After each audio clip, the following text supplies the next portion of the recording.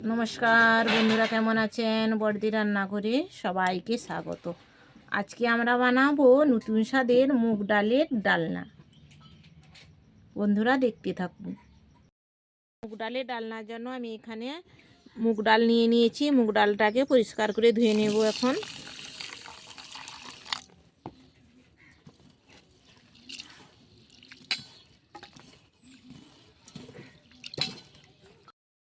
মুগ ডালটা আমি ভালোভাবে পরিষ্কার করে ধুয়ে নিয়েছি। এখন এর মধ্যে দিয়ে দেব নুন, হলুদ, লঙ্কার গুঁড়ো, জিরে গুঁড়ো, ধনে গুঁড়ো, সরিষার তেল,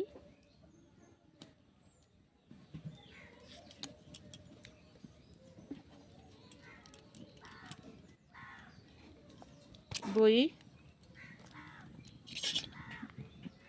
এখন এটা ভালোভাবে মেখে নিতে হবে।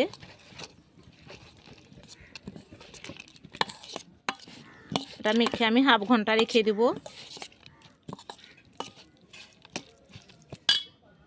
সামান্য একটু আদা, সামান্য একটু রসুন আমি বেটে নেব। এখন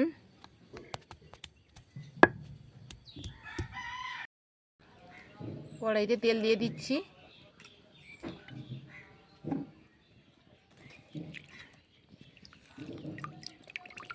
এই যে দেখুন মেথি শাক, এই মেথি শাকটাকে আমি নুন দিয়ে জলে ভিজিয়ে রেখেছিলাম। এখন একটু তেলে ভেজে নেব। মেথি শাকটা আমার ভাজা হয়ে গেছে। এখন আমি তুলে নিচ্ছি। মেথি শাকটা নুন জলে ভিজিয়ে রাখলে তেঁতুর ভাবটা কেটে যায়। ফোড়নে দিয়ে দিচ্ছি শুকনো লঙ্কা, তেজপাতা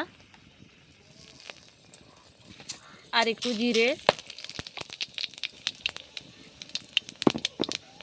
এলাচ, দারুচিনি। ফোড়নটা আমার ভাজা হয়ে গেছে। এখন এখানে পেঁয়াজ কুচি দিয়ে দিচ্ছি, রসুনের বাটা,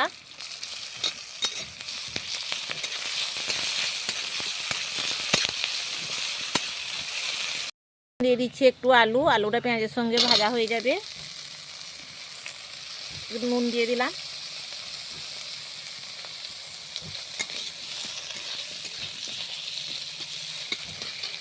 ওটা ভাজা হয়ে এসেছে। এখন আমি টমেটোটা দিয়ে দিলাম।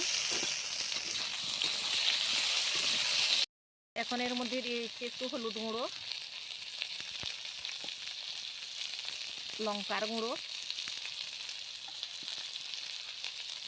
জিরে গুঁড়ো, ধনে গুঁড়ো।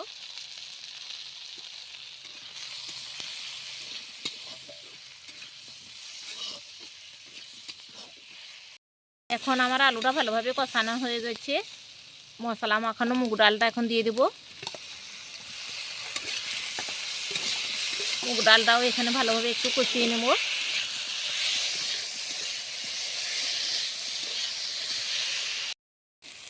আমার ডালটাও ভালোভাবে কষানো হয়ে গেছে। এখন বাটি ধোয়া জলটা দিয়ে দিচ্ছি।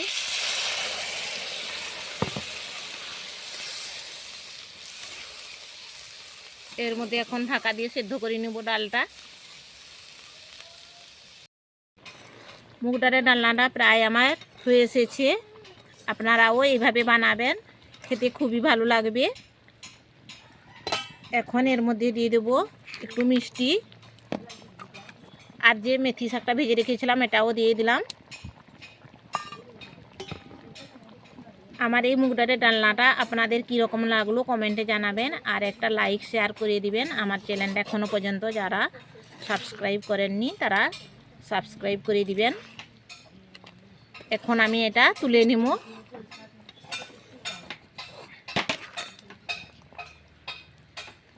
বন্ধুরা ভালো থাকুন, সুস্থ থাকুন। এরপরের ভিডিওতে আবার দেখা হবে।